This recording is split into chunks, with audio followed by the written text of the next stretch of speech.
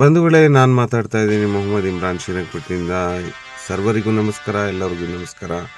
ನಮ್ಮ ಪ್ರೀತಿಯ ಕುಮಾರಸ್ವಾಮಿಯವರು ಕೈಗಾರಿಕೆ ಸಚಿವರು, ನಮ್ಮ ಇಂಡಿಯಾ ಕೈಗಾರಿಕೆ ಸಚಿವರು. ಅವರು ಯಾವಾಗಲೂ ನ್ಯಾಯದ ಬಗ್ಗೆ, ಅವರು ಅನ್ಯಾಯದ ವಿರುದ್ಧ ಇರುವಂಥವ್ರು. ಅವ್ರಿಗೂ ನಾನು ಇವತ್ತು ಕಳಕಳೆಯ ವಿನಂತಿ ಮಾಡ್ಕೊಳ್ತೀನಿ. ಸಾರ್, ಕೆಲವು ಸದನದಲ್ಲಿ ಪ್ರಶ್ನೆಗಳನ್ನ ಕೇಳಿ ನಿಮ್ಮ MLA ಅವ್ರಿಗೆಲ್ಲರಿಗೂ ಹೇಳಿ ಅಂತೇಳಿ. ಯಾಕಂದರೆ ಈ ಸರ್ಕಾರ ನಮ್ಮ ಹಕ್ಕುಗಳನ್ನ ಕೊಡ್ತಾ ಇಲ್ಲ ಸರ್.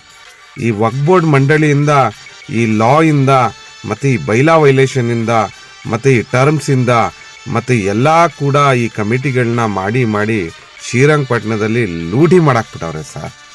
ನಮ್ಮ ಟಿಪ್ಪು ಸುಲ್ತಾನ್ ಶಹೀದ್ ರಹಮತುಲ್ಲಾ ಹೆಸರು ಹೇಳ್ಕೊಂಡು ಆ ಕಮಿಟಿಯಲ್ಲಿ ಕೂತ್ಕೊಂಡು ಪಾರ್ಕಿಂಗಿಂದ, ಗೋಲಕ್ಕಿಂದ, ಚಂದದಿಂದ, ಮತ್ತು ಎಷ್ಟೋ ಪ್ರಾಪರ್ಟಿಗಳು ಸೇಲಿಂದ ಹಿಡ್ದು ನಮ್ಮ ಸುಪ್ರೀಂ ಕೋರ್ಟೇ ಹೇಳುತ್ತೆ ನಮ್ಮ ಇಂಡಿಯಾದು, ಒನ್ ಟೈಮ್ ಈಸ್ ವಕ್ ಈಸ್ ಆಲ್ವೇಸ್ ವಕ್ ಅಂತ ಹೇಳಿ. ಆದರೆ ಇದೆಲ್ಲ ಇವ್ರಿಗೆ ಅನ್ವಯಿಸ್ತಾ ಇಲ್ಲ. ಇವರೆಲ್ಲ ಏನಂತ ಹೇಳಿದ್ರೆ ನಮ್ಮ ರಾಜ್ಯದಿಂದ, ನಮ್ಮ ದೇಶದಿಂದ ಹೊರಗಿದೆ ಈ ಕಮಿಟಿಗಳೆಲ್ಲ ಅನಿಸ್ತಾ ಇದೆ ನಮಗೆ. ಆದರೆ ನಮ್ಮ ಇಂಡಿಯಾದಲ್ಲೇ ಇದೆ ಸರ್, ನಮ್ಮ ರಾಜ್ಯದಲ್ಲೇ ಇದೆ ಸರ್. ಆದರೂ ಕೂಡ ಇದುವರೆಗೂ ನ್ಯಾಯ ಸಿಗ್ತಾ ಇಲ್ಲ ಸರ್. 4 ಜನ್ರೇಷನಿಂದ ಮಾಡ್ತಿದ್ದೀನಿ ಅಂತಾರೆ, 4 ದೌರಿಂದ ಮಾಡ್ತಿದ್ದೀನಿ ಅಂತಾರೆ ಈ ನಮ್ಮ ಈ ಕಮಿಟಿಗಳನ್ನೆಲ್ಲ. ಇದು ಯಾರಪ್ಪನ ಮನೆ ಆಸ್ತಿ ಸರ್? ದಯವಿಟ್ಟು ಹೇಳಿ ಸರ್, ನೀವು ಕುಮಾರಸ್ವಾಮಿ ಸರ್ ಹೇಳಿ ಸರ್, ಹೇಳಿ. ಗೌರವಾನ್ವಿತ ಕುಮಾರಸ್ವಾಮಿ ಅವರೇ ಹೇಳಿ ನೀವು ಯಾಕಂದರೆ ಯಾವಾಗಲೂ ನ್ಯಾಯದ ಪರ ಇದ್ದೀರಾ. ಅದಕ್ಕೆ ಈ ಪ್ರಶ್ನೆಗಳನ್ನ ನಾನು ನಿಮಗೆ ಕೇಳ್ತಾ ಇದ್ದೀನಿ. ನೀವು ನಮ್ಮ ಧ್ವನಿನ ಕೇಳಿಸ್ಕೋತೀರಾ ಅಂತ ನಾನು ಭಾವಿಸ್ಕೊಂಡಿದ್ದೀನಿ. ನೀವು ನಮ್ಮನ್ನು ಕೇಳ್ತಾ ಇದ್ದೀರಾ ಅಂತ ನಾನು ಯಾವಾಗಲೂ ಅಂದ್ಕೊಂಡಿದ್ದೀನಿ. ನೀವು ಯಾವಾಗಲೂ ನಮ್ಮ ಕಡೆ ನೋಡ್ತಾ ಇದ್ದೀರಾ ಅಂತ ನಾನು ಅಂದ್ಕೊಂಡಿದ್ದೀನಿ. ಇವತ್ತು ಕಳಕಳೆಯಿಂದ ವಿನಂತಿ ಮಾಡ್ಕೊಂಡು ಕೇಳ್ತಾ ಇದ್ದೀನಿ ಸರ್, ನಮ್ಮ ಕೈಗಾರಿಕೆ ಸಚಿವರು, ನಮ್ಮ ಇಂಡಿಯಾ ಸಚಿವರು ನೀವು ಸರ್, ಈ ಟಿಪ್ಪು ಸುಲ್ತಾನ್ ಶಹೀದ್ ವಕ್ಫ್ ಎಸ್ಟೇಟ್ ಕಮಿಟಿಗಳಲ್ಲಿ ಕೂತ್ಕೊಂಡು, ಮತ್ತು ಟರ್ಮಿಂದ, ಎಗ್ನೆಸ್ಟಿಂದ, ವೈಲೇಷನಿಂದ, ಬೈಲಾ ವೈಲೇಷನಿಂದ 2 ಬೈಲಾ ಇದೆ ಸರ್. ಇದು ಯಾವುದು ಸರ್? ನಮ್ಮ ರಾಜ್ಯದಿಂದ ಹೊರಗಿದ್ದಾರೆ ಇವರೆಲ್ಲ, ಕಾನೂನು ಅಡಿಯಲ್ಲಿ ಇರೋದಲ್ವ ಸರ್? ಇದ್ರ ಬಗ್ಗೆ ನಮಗೆ ದಯವಿಟ್ಟು ನ್ಯಾಯ ದೊರಕಿಸ್ಕೊಡಿ ಸರ್. ನಮ್ಮ ಊರಿನ ಜನಕ್ಕೆ ನ್ಯಾಯ ದೊರಕಿಸ್ಕೊಡಿ ಸರ್ ಕುಮಾರಸ್ವಾಮಿ ಸರ್, ನಮ್ಮ ಕೈಗಾರಿಕೆ ಸಚಿವರು, ನಮ್ಮ ಕುಮಾರಣ್ಣ ಅವರು. ಯಾಕಂದರೆ ಯಾವಾಗಲೂ ನೀವು ನ್ಯಾಯದ ಪರ ಮಾತಾಡ್ತೀರಾ ಸರ್, ಅನ್ಯಾಯದ ವಿರುದ್ಧ ಇದ್ದೀರಾ, ಮತ್ತು ಯಾವಾಗಲೂ ನ್ಯಾಯನ ಎತ್ತಿ ಹಿಡಿತೀರಾ ನೀವು. ಇಲ್ಲಿ ನಮ್ಮ ರಾಜ್ಯದಲ್ಲಿ ಕಾಂಗ್ರೆಸ್ ಸರ್ಕಾರ, ನಾವು ಕಾಂಗ್ರೆಸ್ಗೂ ವೋಟ್ ಮಾಡಿದ್ವಿ. ಇವತ್ತು ಆ ಸರ್ಕಾರ ಕೇಳ್ತಾ ಇಲ್ಲ ಸರ್. ನಮಗೆ ಇಲ್ಲಿ ಇವತ್ತು ನೀವು ಪ್ರಶ್ನೆ ಕೇಳ್ತೀರಾ ಅಂದ್ಕೊಂಡು ನಾವು ಭಾವಿಸ್ಕೊಂಡು ಕೂತಿದ್ದೀವಿ ಸರ್. ನಿಮ್ಮ MLAಗಳೆಲ್ಲ ಇವತ್ತು ಸದನದಲ್ಲಿ ಪ್ರಶ್ನೆ ಕೇಳ್ತಾರಂತ ಭಾವಿಸ್ಕೊಂಡು ಕೂತಿದ್ದೀವಿ ಸರ್. ಇವರೆಲ್ಲ ಲೂಟಿ ಮಾಡಾಕ್ಬಿಡ್ತವ್ರೆ ನಮ್ಮ ಟಿಪ್ಪು ಸುಲ್ತಾನ್ ಶಹೀದ್ ವಕ್ಫ್ ಎಸ್ಟೇಟ್ ಕಮಿಟಿಗಳೆಲ್ಲ. ಇಲ್ಲಿ ವೈಲೇಷನ್ ಮಾಡಿ ಕೂತಿದ್ದಾರೆ ಸರ್.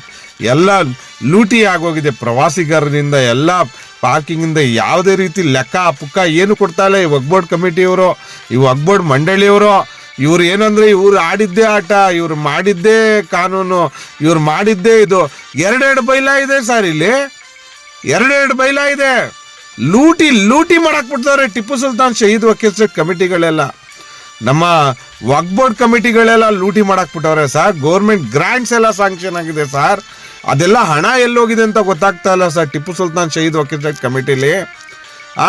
ಇಲ್ಲಿ ನಮಗೆ ನಮ್ಮ ಅಳುಗಳು, ನಮ್ಮ ಧ್ವನಿ, ನಮ್ಮ ಹಕ್ಕುಗಳು ಯಾರನ್ನು ಕೇಳಬೇಕು ಹೇಳಿ ಸರ್? ನೀವು ಹೇಳಿ ಕುಮಾರಸ್ವಾಮಿ ಸರ್, ಹೇಳಿ. ನೀವು ನಮ್ಮ ಧ್ವನಿ ಕೇಳಿಸ್ಕೊತಿದ್ರೆ ದಯವಿಟ್ಟು ಇದನ್ನ ನಮ್ಗೆ ನ್ಯಾಯ ದೊರಕಿಸ್ಕೊಡಿ ಸರ್. ನಿಮ್ಮ ಕೈ ಮುಗಿತೀವಿ ಸರ್, ನಿಮ್ಮ ಕಳ್ಕಳೆಯಿಂದ ಕೇಳ್ಕೊತೀನಿ ಸರ್. ದಯವಿಟ್ಟು ನಿಮ್ಮ MLA ಅವ್ರನ್ನೆಲ್ಲರೂ ಹೇಳಿ ಸದನದಲ್ಲಿ ಪ್ರಶ್ನೆ ಮಾಡಿಸಿ ಸರ್. ಇವರೆಲ್ಲ ಕೂತ್ಕೊಂಡು ಟರ್ಮ್ಸ್ ಎಗೇನೆಸ್ಟ್, ಬೈಲಾ ವೈಲೇಷನ್ನು, ಕೋಲ್ಕಂದಿಂದ, ಚಂದದಿಂದ, ಪಾರ್ಕಿಂಗಿಂದ, ಅಂಧ ರಾಜ್ ಕತ್ಲೆಲ್ಲಿ ಇಟ್ಬಿಟ್ಟವ್ರೆ ನಮ್ಮ ಊರಿನ ಜನಕ್ಕೆ. ಇವರೆಲ್ಲ ಹಗ್ಲು ಲೂಟಿ ಮಾಡ್ತವ್ರೆ ಸರ್ ಈ ಕಮಿಟಿಗಳಲ್ಲಿ ಕೂತ್ಕೊಂಡು. ಲೂಟಿ ಅಂದರೆ ಲೂಟಿ, ಹಗ್ಲು ಲೂಟಿ. 4 ಜನ್ರೇಷನ್ನು, 4 ತಲೆಮಾರಿಂದ ಕೂತ್ಕೊಂಡು ಸರ್. ಯಾರಪ್ಪನ ಮನೆ ಆಸ್ತಿ ಸರ್ ಇದು? ಹೇಳಿ ಸರ್. ನಮ್ಮ ಜನಗಳ ಆಸ್ತಿ ಅಲ್ವಾ ಸರ್? ನಮ್ಮ ಜನಗಳ ಹಕ್ಕು ಅಲ್ವಾ ಸರ್? ಪಾರ್ಕಿಂಗಿಂದ, ಗೋಲಕ್ಕಿಂದ, ಚಂದದಿಂದ, ಗ್ರ್ಯಾಂಟ್ಸಿಂದ, ಪಬ್ಲಿಕ್ ಟ್ಯಾಕ್ಸ್ ಮನಿ ಸರ್, ಅದೆಲ್ಲ ಗೌರ್ಮೆಂಟ್ ಗ್ರ್ಯಾಂಟ್ಸು. ಇದೆಲ್ಲ ನಾವು ಕೊಟ್ಟಿರೋವಂಥದ್ದು ಸರ್. ಇವರೆಲ್ಲ ಕೂತ್ಕೊಂಡು ಯಾರು ಸರ್ ಅಂಧ ದರ್ಬಾರ್ ನಡೆಸ್ತಾ ಇರೋದು? ಇವ್ರಿಗೆ ಯಾರು ಹಕ್ಕು ಕೊಟ್ಟಿದ್ದು?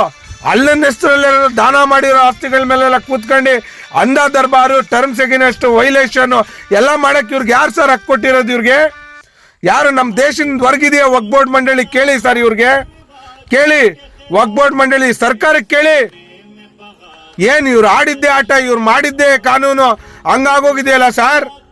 ಹೇಳಿ, ನಾವೆಲ್ಲ ಎಲ್ಲೋಗ್ಬೇಕು? ನಮ್ಮ ಊರಿನ ಜನ ಕೇಳಿ ಸರ್, ನಮ್ಗೆ ಯಾವಾಗ ನ್ಯಾಯ ದೊರಕಿಸುತ್ತೆ, ಯಾವಾಗ ನ್ಯಾಯ ಸಿಗುತ್ತೆ ಕೇಳಿ ಸರ್.